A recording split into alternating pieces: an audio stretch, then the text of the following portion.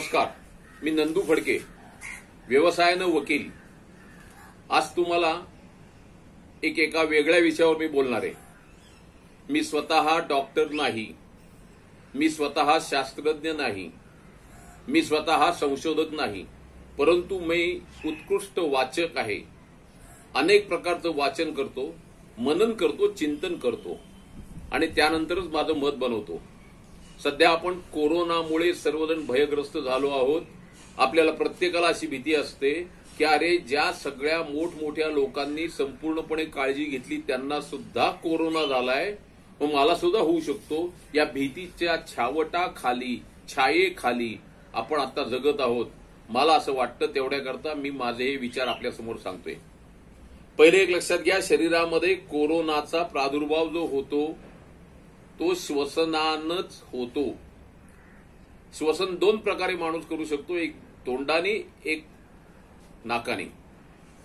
आणि त्यामुळे मास्क जो घालायचा आहे तो तोंड आणि नाक हे दोन्ही झाकली गेली पाहिजेत. ज्या कोरोनाग्रस्तांच्या मुलाखती मी घेतल्या आहेत, ज्यांच्याशी बोललोय, ज्यांच्या मुलाखती मी वाचल्या आहेत, त्याचे पेपर्स मी वाचलेत. त्यामध्ये अनेकांनी सांगितले की त्यांना कोरोनाचा प्रादुर्भाव झाल्यानंतर त्यांना वास येत नाही. अनेकांनी सांगितले की त्यांना चव येत नाही.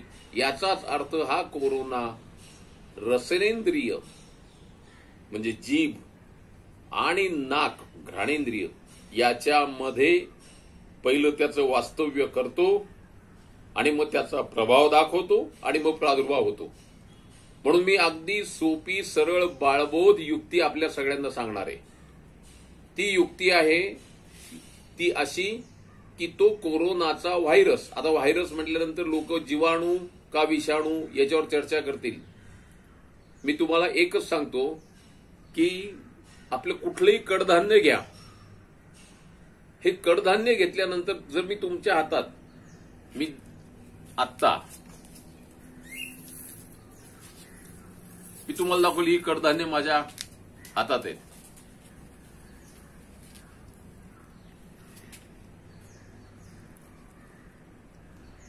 आता ही कडधान्य, यामध्ये जीव आहे का नाही असं मी विचारलं तर अनेकांना प्रश्न पडेल. परंतु ही कडधान्य जर मी भिजत घातली आणि 2 दिवसांनी बघितली तर त्याला मोड आलेले असतात, म्हणजे त्यांच्यात जीव आलेला असतो. म्हणजेच अनुकूल वातावरण मिळाल्यावर यांच्यामध्ये जीव आलेला आपल्याला दिसतो. तसं या कोरोना व्हायरसचं आहे. त्याला अनुकूल वातावरण जे मिळतं ते श्वसनाद्वारे गेलेल्या मार्गामध्येच मिळतं. म्हणून नाक आणि घसा ही दोन्ही स्वच्छ केली गेली पाहिजेत, म्हणजे कोरोनाचा प्रादुर्भाव होत नाही. आपल्याला अनेकांनी सांगितले की गरम पाणी प्या, अमुक प्या, तमुक प्या, औषधं घ्या, काढे घ्या, सी व्हिटॅमिन घ्या.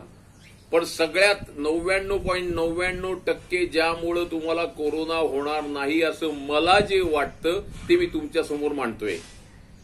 कितीही गरम पाणी किंवा गरम चहा प्यायला तरी त्याचं जे तापमान आहे ते 50 किंवा 60 अंश सेंटीग्रेडच्या वर नसतं. त्याच्या वर गेलं तर आपली जीभ भासते. परंतु उकळलेलं पाणी जे असतं त्याचं तापमान हे 100 सेंटीग्रेड असतं आणि त्याची वाफ जी असते ती 100 सेंटीग्रेडची असते. ती वाफ आपण नाकातून तोंडात किंवा तोंडातून ती सोडल्यानंतर तोंडात घ्यायची, नाकातून सोडायची. अशा प्रकारे केल्यानंतर आपल्याला ऑलमोस्ट 95 सेंटीग्रेड पर्यंत तापमान आपल्या घशामध्ये, नाकामध्ये जातं आणि काही इजा होत नाही. आणि एक लक्षात घ्या, ज्या ठिकाणी द्रव पदार्थ हा जात नाही त्या ठिकाणी वाफ जाते. आपल्या शरीरामध्ये अनेक ठिकाणी, नाक आणि तोंड याच्यामध्ये अनेक ठिकाणी कॅव्हिटीज म्हणजे पोकळी असतात. त्या पोकळी कशा असतात? हा मानवी चेहऱ्याचा आकार आहे, त्याची आकृती आहे. आपल्याला लक्षात येईल की नाकातून तो घशापर्यंत येतो, तसंच घशातूनही तो नाकाच्या पर्यंत येऊ शकतो. नाकातून आलेल्या श्वास नलिकेच्या मार्गापाशी तो कुठंतरी स्पर्श करतोय. आणि त्यामुळे याचा जे जर्मिनेशन म्हटलं की जर म्हणजे जंतू आला त्याला जीव येईल का नाही परत त्याच्यावर शंका येईल. पण याचा प्रादुर्भाव इथं सुरू होतो आणि म्हणून ही वाफ घेणं महत्वाचं असतं. आपल्याला अनेकांना माहिती नसेल की आपण पूर्वी बघितलं असेल सिनेमामध्ये की एखादा माणूस विनोदी नट सिगरेट ओढतोय, तो नाकाने धूर सोडतोय, तसं तो कानातूनही धूर सोडतो. कारण अनेकांच्या कानाला परफोरेशन असतं, त्यामुळे तिथून सुद्धा हवा जाऊ शकते किंवा हवा बाहेर जाऊ शकते. अनेकांना माहित नाही, पण डोळ्यामध्ये सुद्धा सूक्ष्म छिद्र असतात, त्यातूनही हवेचा प्रादुर्भाव होतो. आणि म्हणून डॉक्टर आपल्याला सांगतात की आपल्या चेहऱ्याला हात लावायचा नाही. हा कोरोनाचा व्हायरस हा एखाद्या मुंगीसारखा नाही की जी मुंगी पायावर चढल्यानंतर आपोआप चालत चालत चालत तुमच्या डोक्यापर्यंत येऊ शकते. तसा कोरोना व्हायरस पायावर पडला तर तो तुमच्या तोंडापर्यंत नाकापर्यंत येत नाही. तो येतो नाकातोंडापर्यंत, तो तुमच्या हातानेच. म्हणून हात स्वच्छ ठेवले पाहिजेत, स्वच्छ पाण्याने आणि साबणाने धुतले पाहिजेत. कोरोनाचा प्रादुर्भाव अजिबात होणार नाही. आता यानंतर वाफ कशी घ्यायची याबाबत मी सांगतोय. भारतामध्ये 27 कोटी लोकांकडे घरगुती वापराची गॅस कनेक्शन्स आहेत आणि त्यामुळे वाफ कशी घ्यायची हे मी आपल्याला 2 मिनिटात समजावून सांगेन. मी कळकळीची विनंती करतो की घरातल्या प्रत्येक व्यक्तींनी रात्री झोपायच्या अगोदर वाफ घेतली म्हणजे त्या व्यक्तीला कोरोना होणार नाही, हे निश्चितपणे खरे आहे आणि अनुभवाने सिद्ध झालेले आहे. जे बाहेर जातात त्यांनी बाहेरून आल्यावर त्वरित आपला सगळे कपडे बाजूला ठेवायचे, हात स्वच्छ धुवायचे आणि वाफ घ्यायची, म्हणजे त्यांना धोका नाही. जे सोशल वर्क करतात, आमचे कार्यकर्ते झोपडपट्ट्यांमध्ये जातात, त्यांना सूचना आहे दर 3 तासाने तुम्ही वाफ घ्या. आणि म्हणून आपल्या लक्षात येईल की जे सेवाभावी कार्यकर्ते त्यांच्यामध्ये कोरोनाग्रस्तांचं प्रमाण कमी आहे. मी आता आपल्याला वाफ कशी घ्यायची याच्याकरता दाखवतो. बाजारात आत्ता अनेक प्रकारची उपकरणं आहेत, त्यातली ही 2 उपकरणं मी दाखवली की यामध्ये पूर्ण चेहरा हा तुमचा आतमध्ये जातो, ज्याला फेशियल करताही वापरली जातात. आणि त्यात सांगितल्या सूचनाप्रमाणे पाणी घालायचं, उकळायचं, वाफ यायला लागली की डोक्यावरून टॉवेल घ्यायचा आणि मग वाफ घ्यायची. नाकाने श्वास घ्यायचा, तोंडाने सोडायचा, तोंडाने घ्यायचा, नाकाने सोडायचा. नंतर एक नाकपुडी बंद करून तिन्ही श्वास घ्यायचा, दुसऱ्या नाकपुडीने सोडायचा. मग नंतर ज्या नाकपुडीने सोडलाय त्याच नाकपुडीने घ्यायचा आणि पहिल्या नाकपुडीने सोडायचा.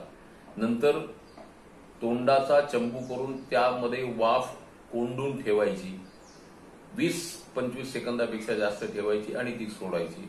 अशा प्रकारे यातनं आपण वाफ घेऊ शकतात. परंतु माझा सल्ला असा राहील की या ठिकाणी प्लॅस्टिक वापरलेलं आहे आणि प्लॅस्टिक आणि गरम हे जवळ आल्यानंतर इतर काही गोष्टी उद्भवू शकतात असं म्हणतात. म्हणून माझा सल्ला असा राहील की आपण जुन्या पद्धतीची वाफ मी आपल्याला दाखवतो 1 मिनिटात. हे आपलं नेहमीचं पातेलं. या पातेल्यामध्ये मी 1 कपभर पाणी घातले. या पातेल्यावर झाकण ठेवलंय.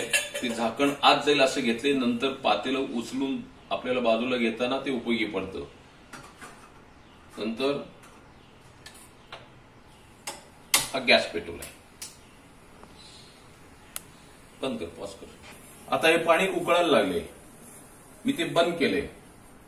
बंद केल्यानंतर हे भांड गॅसवर असतानाच वाफ घ्यायची नाही. त्याचं कारण असं आहे की अनेक वेळेला आपला टॉवेल कुठेतरी अडकतो आणि मग ते गरम पाणी अंगावर पडण्याचा धोका असतो. म्हणून तिथून ते पातेलं घ्यायचं, उतरवायचं, मग डोक्यावर टॉवेल घ्यायचा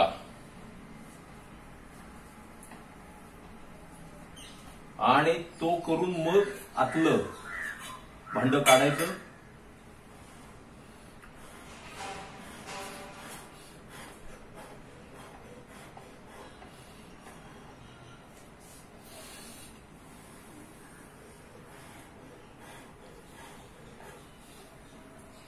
वाफ घेऊन झालेली. आपल्या एक लक्षात आलं असेल की वाफ घेण्याची पद्धत अगदी सोपी आहे, परंतु गरम पाणी असल्यामुळे लहान मुलांना किंवा अशक्त दुर्बल व्यक्तींना वाफ देताना कोणीतरी जाणत्या व्यक्तीने तिथं शेजारी उभं राहणं महत्वाचं आहे. मला 100% खात्री आहे की सर्व लोकांनी अशी रोज रात्री झोपताना वाफ येते 15 दिवस घेतली तर भारतातल्या कोरोनाच्या व्हायरसला उच्चाटन करण्याशिवाय उपाय राहणार नाही आणि आपण सर्वजण सुखी समाधानी राहू.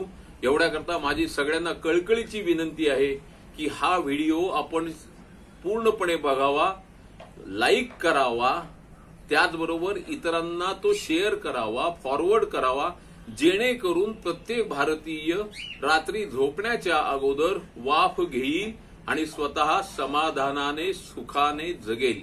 धन्यवाद. जय हिंद. वंदे मातरम.